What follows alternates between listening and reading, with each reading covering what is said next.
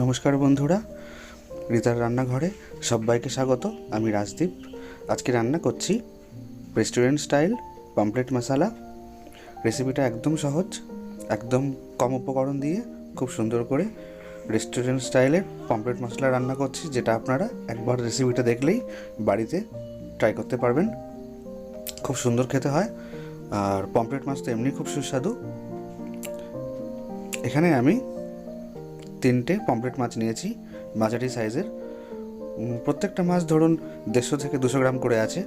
সেগুলো নুন, হলুদ আর সামান্য একটু লঙ্কার গুঁড়ো দিয়ে মাখিয়ে নেব। বন্ধুরা, পমফ্রেট মাছ আপনাদের আশা করি সবারই ফেভারিট। তো আপনারা কিভাবে পমফ্রেট মাছ রান্না করেন আর কী রেসিপি পছন্দ সেটা কমেন্ট করে অবশ্যই জানাবেন। আর আমার চ্যানেলে, মানে রিতার রান্নাঘর, এই চ্যানেলে মাছের অনেক রকম রেসিপি শেয়ার করা আছে। ডেসক্রিপশন বক্সে লিঙ্ক দেওয়া থাকে। আর আপনারা অবশ্যই রেসিপিগুলো দেখবেন, কমেন্ট করে জানাবেন সব কেমন লাগলো।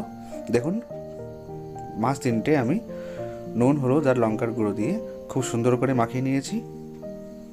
খুব সুন্দর লাগছে দেখতে।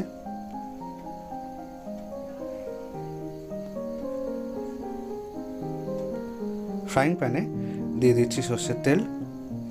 এখানে আমি 4 থেকে 5 টেবিল চামচ মতো সর্ষের তেল দিচ্ছি, কারণ মাছগুলো ভাজতে হবে।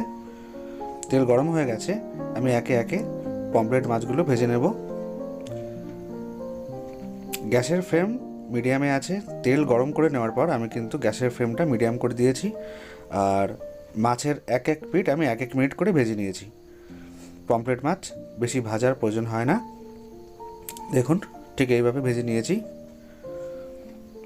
তুলে নিচ্ছি। খুব সুন্দর ভাজা হয়েছে। একে একে আমি বাকি 2টো মাছও ভেজে নেব। বন্ধুরা, আমার চ্যানেলে পমফ্রেট মাছের সর্ষে দিয়েও কিন্তু একটা রেসিপি শেয়ার করা আছে, আপনারা দেখতে পারেন। সেটিও কিন্তু খুব সুন্দর রেসিপি, আমার মা রান্না করেছিল। তো মাছের একদিকটা ভাজা হয়ে গেছে, ঠিক 1 মিনিট পর আমি মাছটা উল্টে দিচ্ছি, এবং গ্যাসের ফ্লেম কিন্তু অবশ্যই মিডিয়াম ফ্লেমে রাখা আছে।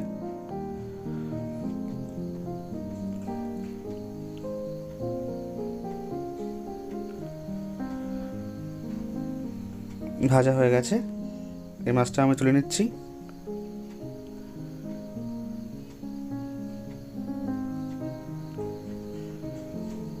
দেখুন, আর একটা মাছ বাকি, আমি একই রকমভাবে ভেজে নেব।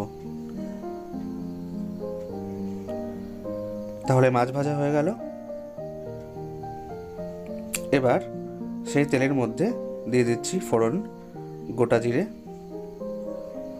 2টো শুকনো লঙ্কা।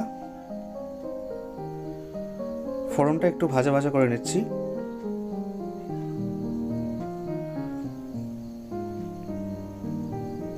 ফোড়নটা একটু ভাজা ভাজা হয়ে গেছে, একটা ফ্লেভার আসছে। এখন আমি দিয়ে দিচ্ছি পেঁয়াজ বাটা। এখানে আমি 2টো মাঝারি সাইজের পেঁয়াজ বেটে নিয়েছি।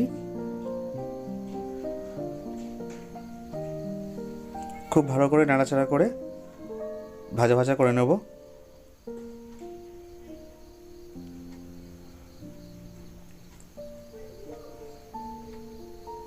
দেখুন, পেঁয়াজটা একটু ভাজা ভাজা হয়ে গেছে। এই সময় আমি দিয়ে দিচ্ছি আদা রসুনের পেস্ট। আদা রসুনের পেস্ট কাঁচা স্মেলটা যতক্ষণ না চলে যায় ততক্ষণ কিন্তু আমি এটা নাড়াচাড়া করতে থাকবো।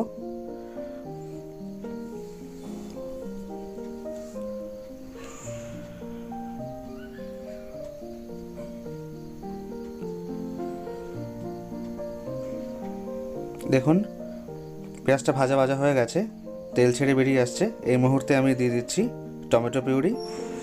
আমি এখানে বাড়িতে টমেটো বাটা করে নিয়েছি। একটা বড় সাইজের টমেটোকে আমি মিক্সিতে বেটে নিয়েছিলাম, আপনারা টমেটো পিউরি ইউজ করতে পারেন। খুব ভালো করে নাড়াচাড়া করে মিশিয়ে নিতে হবে যতক্ষণ না তেল সেপারেট হয়ে যায় এবং পেঁয়াজটা খুব ভালো করে কষে যায়। দেখুন, পেঁয়াজ কষানো হয়ে গেছে। এই মুহূর্তে গ্যাসের ফ্লেমটা একদম লো করে দিয়ে আমি দিয়ে দিচ্ছি গুঁড়ো মশলা, জিরের গুঁড়ো, হলুদ গুঁড়ো, ধনের গুঁড়ো, লঙ্কার গুঁড়ো আর স্বাদ মতো লবণ। আর কাশ্মীরি লাল লঙ্কার গুঁড়ো। মশলার সাথে সব কিছু খুব ভালো করে মিশিয়ে নেব। অল্প অল্প জল দিয়ে কষিয়ে নেব যাতে মশলাটা ধরে না যায়।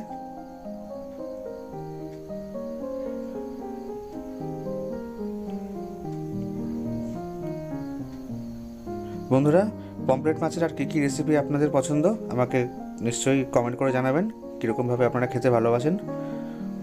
দেখুন, পেঁয়াজটা খুব ভালো করে কষে গেছে সমস্ত মশলার সাথে, কড়াইতে আর লেগে থাকছে না, আর তেলও সেপারেট হয়ে আসছে। আরও 1 মিনিটের মতো এটা আমি রান্না করে নেব। দেখুন, মশলাটা খুব সুন্দর করে কষে গেছে, খুব সুন্দর রং, খুব সুন্দর ফ্লেভার। এই সময় আমি দিয়ে দিচ্ছি অল্প অল্প করে গ্রেভির জন্য আমি যতটা ঝোল রাখবো সেই পরিমাণ জল।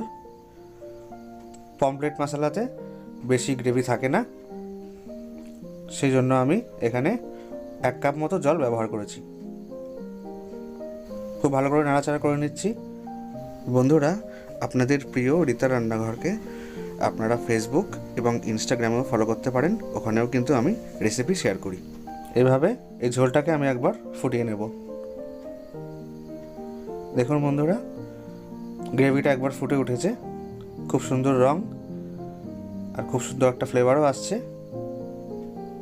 এই সময় আমি ভেজে রাখা পমফ্রেট মাছগুলো একে একে গ্রেভির মধ্যে দিয়ে দিচ্ছি।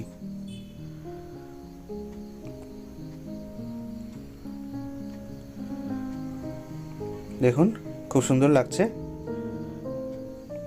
আর দিয়ে দিচ্ছি 2টো কাঁচা লঙ্কা একটু সুন্দর ফ্লেভারের জন্য।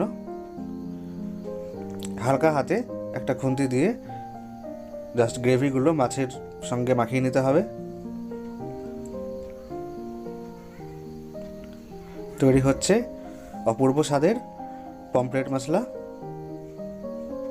আপনারা কিন্তু বন্ধুরা অবশ্যই বাড়িতে এটা ট্রাই করবেন আর আমাকে জানাবেন কেমন হয়েছে।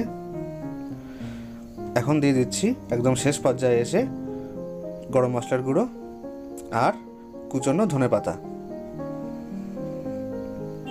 ধনেপাতা দেওয়ার পর আমি কিন্তু এটা অতটা আর ফোটাবো না, জাস্ট একবার 1 মিনিট মতো এটা আমি রান্না করে নেব।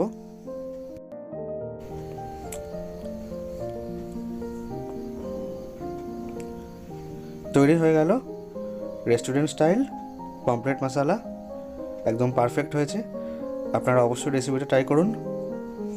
আর বন্ধুরা, রান্নার সমস্ত ইনগ্রেডিয়েন্টস আর কিছু টিপস ডেসক্রিপশন বক্সে দেওয়া আছে, আপনারা ফলো করবেন। আর রিতার রান্নাঘরকে অবশ্যই সাবস্ক্রাইব করবেন। ভালো থাকবেন, সুস্থ থাকবেন। দেখা হচ্ছে পরের অন্য কোনো রেসিপিতে। ততক্ষণের জন্য টাটা।